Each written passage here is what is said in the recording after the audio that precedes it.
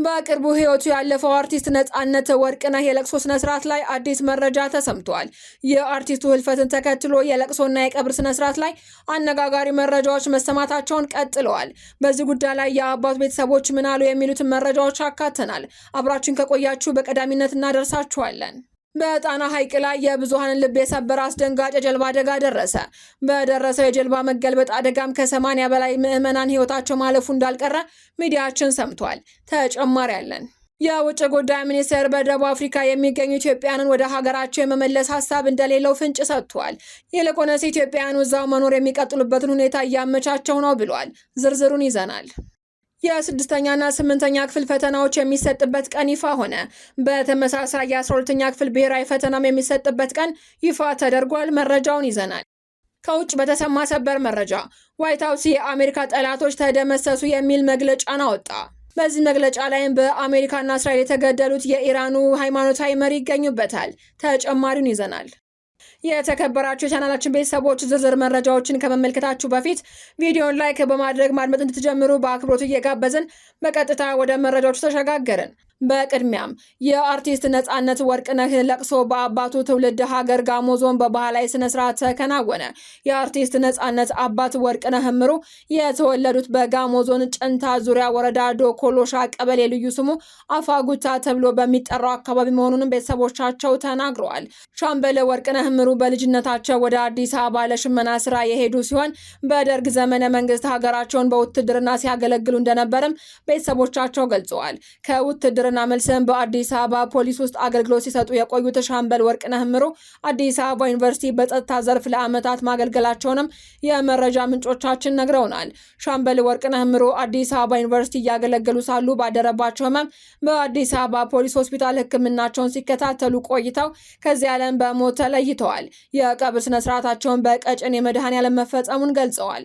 የሻምበል ወርቅነህ እምሩ ስርዓተ ቀብርም አዲስ አበባ ከተፈጸመ በኋላ የለቅሶ ስነ ስርዓታቸው በትውልድ አካባቢያቸው በጋሞ ዞን ጨንቻ ዙሪያ ወረዳ ዶኮሎሻ ቀበሌ ወዳጅ ዘመዶቻቸው በተገኙበት መከናወኑንም ሰምተናል። ተወዳጁ የኪነ ጥበብ ባለሙያ አርቲስት ነጻነት ወርቅነህ ባጋጠመው ህመም ምክንያት ከዚህ ዓለም በሞት ተለይቶ ስርዓተ ቀብሩ በአዲስ አበባ በመንበረ ጸባዖት ቅድስት ሥላሴ ካቴድራል መፈጸሙም ይታወቃል።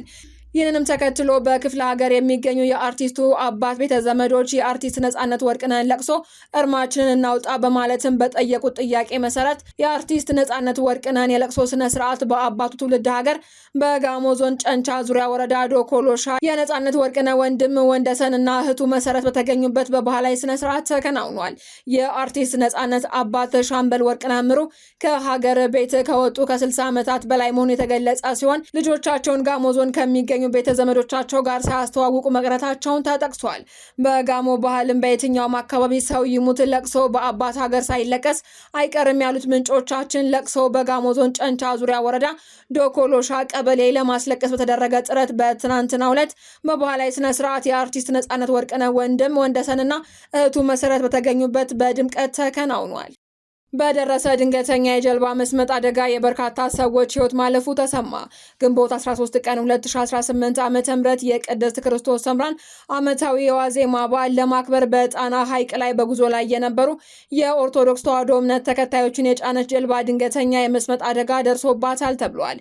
በደረሰው አሳዛኝ አደጋ ምክንያትም ቁጥራቸው በውል ያልታወቁ የበርካታ ወገኖች ህይወት ማለፉ ተረጋግጧል።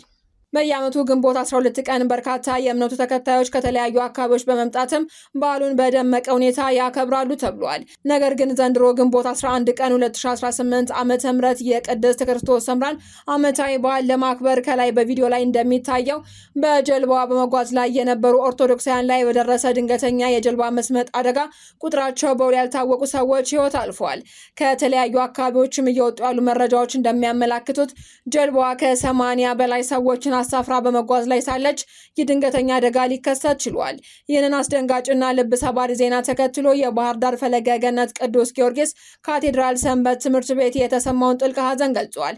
ኢትዮሪካ ሚዲያም በዚህ አስከፊ አደጋ የተሰማውን ጥልቅ ሐዘን እየገለጸ ለሟች ቤተሰቦች፣ ወዳጅ ዘመዶችና ለመላው የእምነቱ ተከታዮች መጽናናትን ይመኛል። የደቡብ አፍሪካ መንግስት በኢትዮጵያ ላይ የደረሰውን ጉዳት መርምሮ ውጤቱን በቅርቡ ይፋ እንደሚያደርግ ቃል መግባቱን የውጭ ጉዳይ ሚኒስቴር አስታወቀ። ለተፈጠረው ችግር መፍትሄ የሚያፈላልግ ልዑክ ቡድን ወደ ስፍራው እንደሚያቀና ሚኒስትሩ ዛሬ በሰጠው መግለጫ አስታውቋል። የውጭ ጉዳይ ሚኒስቴር በመግለጫውን በሳምንቱ የተከናወኑ ዋና ዋና ጉዳዮችን አካቷል። መግለጫውን የሰጡት የውጭ ጉዳይ ሚኒስቴር ቃል አቀባይ አምባሳደር ነቢያት ጌታቸው ናቸው። ቃል አቀባዩን በቅርቡ የተከናወኑ ዜጋ ተኮር ዲፕሎማሲ እንቅስቃሴዎችን አስመልክተው በሰጡት መግለጫ በቅርቡ በህንድ በተካሄደው የብሪክስ አባላት የውጭ ጉዳይ ሚኒስትሮች ስብሰባ ላይ የውጭ ጉዳይ ሚኒስትሩ ዶክተር ጌዲዮን ጢሞቴዎስ በደቡብ አፍሪካ ጥቃት ስለደረሰባቸው ኢትዮጵያውያን ጉዳይ ከአቻቸው ጋር መወያየታቸውን አስረድተዋል። በዚህ ውይይት ላይም ሁለቱ የስራ ኃላፊዎች በደቡብ አፍሪካ በሚገኙ ኢትዮጵያውያን እየደረሱ ያሉ ችግሮችን ለመፍታት መነጋገራቸውን ጠቁመዋል። በተጨማሪም የውጭ ጉዳይ ሚኒስትር ዴኤታ ብርሃኑ ጸጋዬ በኢትዮጵያ የሚገኙት የደቡብ አፍሪካ አምባሳደር ኖንሴባ ሎሲ ጋር በጉዳዩ ላይ ማብራሪያ እንዲሰጡ አስጠርተው ማነጋገራቸውን ከቃል አቀባዩ ሰምተናል። በውይይታቸውም የሀገሪቱን መንግስት በኢትዮጵያ ላይ የደረሰውን ችግር መርምሮ በቅርቡ ይፋ እንደሚያደርግ ቃል መግባቱን አምባሳደር ነቢያት ለጋዜጠኞቹ ተናግረዋል። ይህንንም ጉዳይ የሚከታተልና የጋራ መፍትሄ የሚያፈላልግ ልዑክም ወደ ደቡብ አፍሪካ እንደሚላክ አክለው ጠቅሰዋል። የስድስተኛና ስምንተኛ ክፍል ፈተናዎች የሚሰጥበት ቀን ይፋ ሆነ።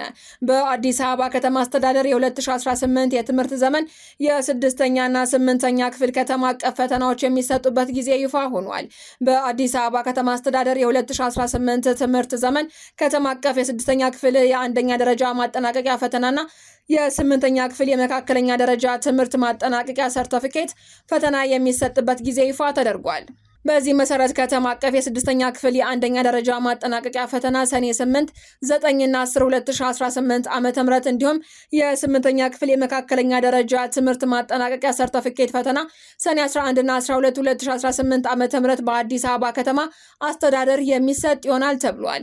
ከሰኔ 8 እስከ ሰኔ 12 ቀን 2018 ዓ.ም በሚሰጠው በዚህ ከተማ አቀፍ ፈተና በስድስተኛ ክፍል 84882 ተማሪዎች 199 የመፈተኛ ጣቢያዎች እንዲሁም በስምንተኛ ክፍል 86808 ተማሪዎች 201 የመፈተኛ ጣቢያዎች ፈተናውን ለመውሰድ ተመዝግበዋል።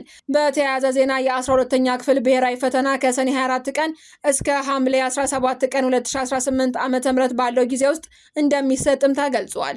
በዘንድሮ ሀገር አቀፍ ፈተናም 564219 ተማሪዎች ለፈተና ይቀመጣሉ ተብሎ እንደሚጠበቅ የትምህርት ሚኒስቴር መረጃ ያሳያል። የተፈጥሮ ሳይንስ 306964 ተማሪዎች፣ የማህበራዊ ሳይንስ 257255 ተማሪዎች ለፈተናው 667 ማዕከላት እየተዘጋጁ መሆኑም ተገልጿል።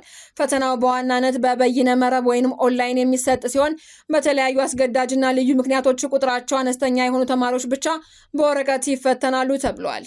ከውጭ በተሰማ ሰበር መረጃ ዋይት ሀውስ የአሜሪካ ጠላቶች ተደመሰሱ የሚል መግለጫን አወጣ። የአሜሪካ ዋይት ሀውስ በትዊተር ገጹ ላይ የአሜሪካ ጠላቶች ተደመሰሱ ኢነሚስ ኦፍ አሜሪካ ኒውትራላይዝድ የሚል ምስል ማጋራቱን ዓለም አቀፍ ትኩረት ስቧል። ምስሉ ፍትህ ይሰፍናል ከሚል መፈክርና ከፕሬዝዳንት ዶናልድ ትራምፕ ፎቶ ጋር የቀረበ ሲሆን በአሜሪካ ላይ ስጋት የደቀኑ የውጭ ሀገር መሪዎችን ዝርዝር ይዟል። በዚህ ምስል ላይም የቬንዙዌላው የቀድሞ መሪ ኒኮላስ ማዱሮ፣ ከወራት በፊት በአሜሪካና እስራኤል ጥቃት የተገደሉት የኢራኑ መንፈሳዊ መሪ አሊ ካሚኒና አሁን ላይ ከአሜሪካ ክስ የቀረበባቸው የቀድሞው የኩባ መሪ ራውል ካስትሮ ይገኙበታል። ይህ ዋይት ሀውስ ያወጣው መግለጫ የአሜሪካ አስተዳደር በታሪካዊ ባላንጣዎች ላይ የወሰደውንና ለመውሰድ ያቀደውን ጠንካራ የውጭ ጉዳይ ፖሊሲ እርምጃ በግልጽ የሚያሳይ እንደሆነም ተገልጿል። መረጃዎቻችን አበቃን። በደህና ቆዩን።